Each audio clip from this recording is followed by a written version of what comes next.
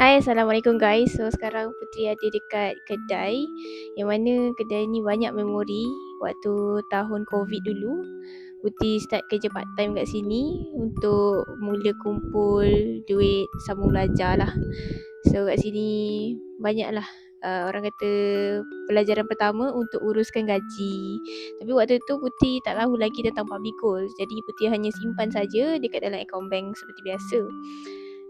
Macam biasalah kerja part time, duit tak banyak pun, dalam 5-600 saja. Tapi bersyukurlah sebab waktu di usia yang masih lagi muda, dah mula fikir macam mana nak adakan duit untuk sambung belajar. Walaupun harapan tu tipis, tapi kita berusaha juga.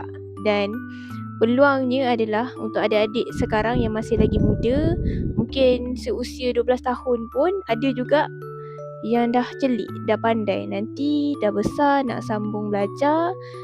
Kalau boleh tak naklah terlalu membebankan ibu ayah.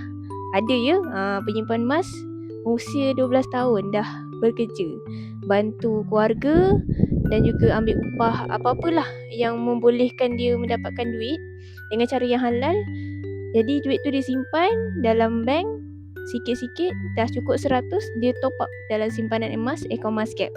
Dan Putri jumpa dengan adik tu rasa macam awesome sangat, sebab dia punya fikiran tu dah sangat-sangat matang. Dan simpanan dia bukan sikit tau. Simpanan dia yang Putri tengok hari tu 10 gram, bersamaan dengan hari ni sekitar RM6,000.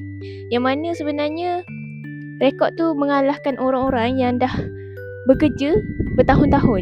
Sebab statistik dekat Malaysia ni, 75% rakyat Malaysia tak ada simpanan walaupun RM1,000. Jadi adik ni hebat, adik ni awesome, adik ni amazing.